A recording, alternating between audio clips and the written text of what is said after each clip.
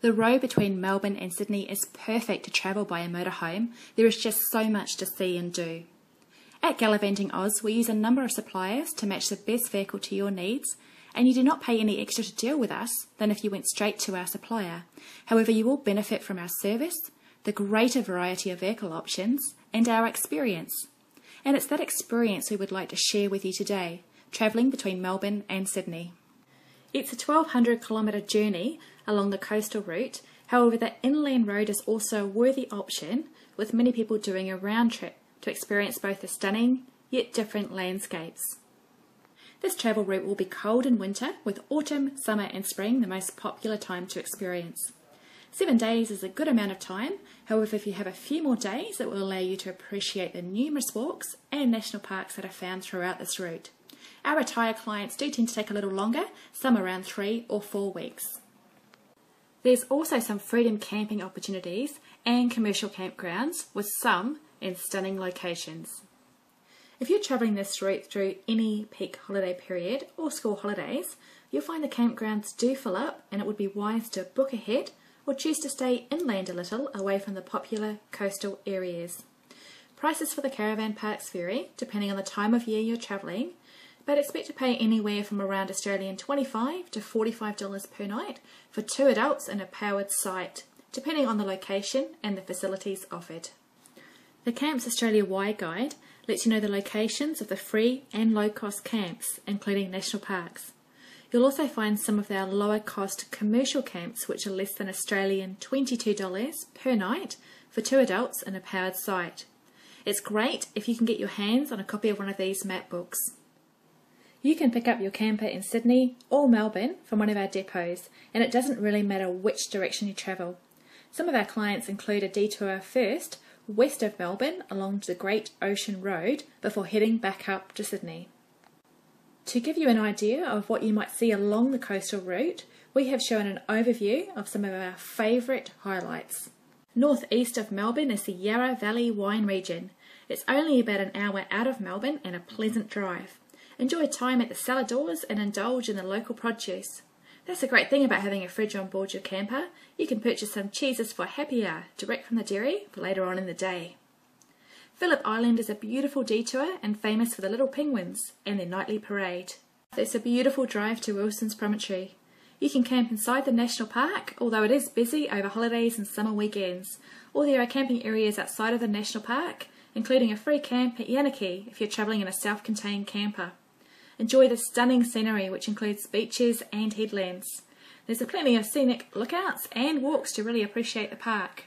Don't forget to keep your eyes open for wildlife like wombats around sunrise and sunset, emus, kangaroos and other bird life.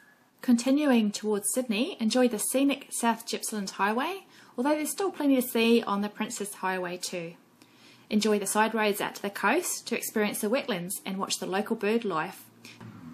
Paynesville is up next, which is south off the highway from Barnsdale. This is a popular holiday spot for many, and it's not surprising why.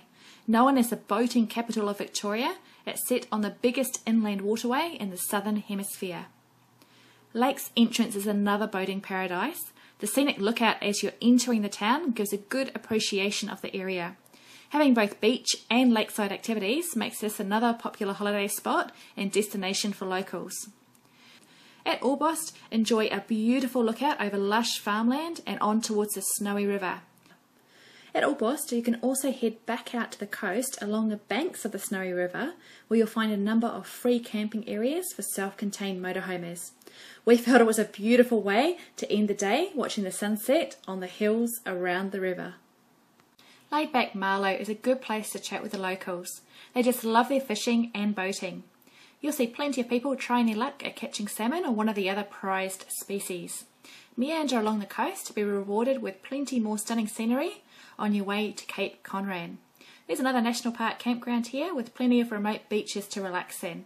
It's actually also a popular dive spot and also an opportunity to see seals here. Eden is where you'll catch your first glimpse of the Sapphire Coast, and with the sun shining brilliantly, it's easy to see how it got its name. Seafood is sold everywhere, with mussels being a delicacy. Eden still has a working port, so enjoy parking up and watching the trawlers unloading their catches, or maybe indulging in some local fish and chips or some tasty treats you've prepared in your camper. Bega is well known with the Aussies for producing cheese, same name as the town.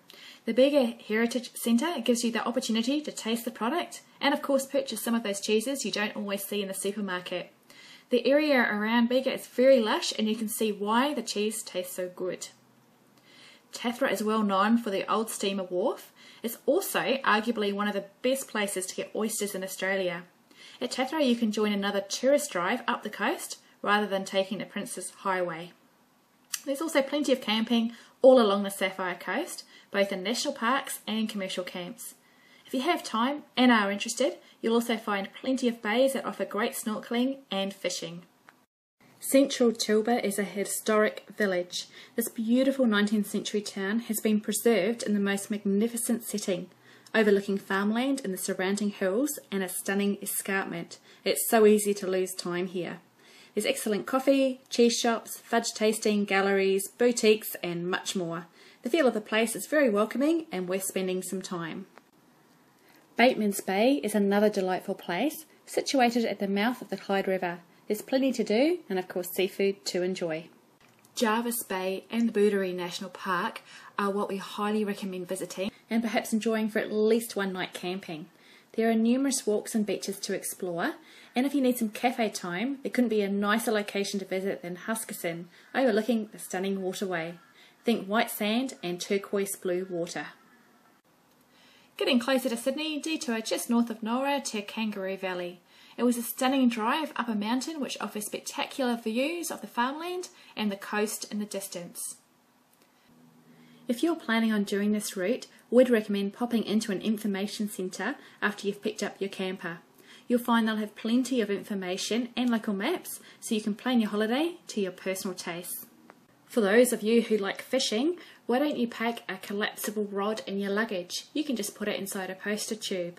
Check with the local information centres or the bait and tackle shops for up-to-date information on what's biting and where you can and can't fish. We look forward to speaking to you further if you're interested in travelling in a camper along this route or elsewhere in Australia. Simply fill in our quote form on our website, email us or give us a call and we'll send you a personalised pack of information. We have a range of vehicle options which are sure to suit your needs. Remember, you don't pay any extra to deal with us than going straight to our suppliers. However, you will benefit from our service, our experience and that greater variety of vehicle options. We look forward to speaking to you further about your road trip from Melbourne to Sydney.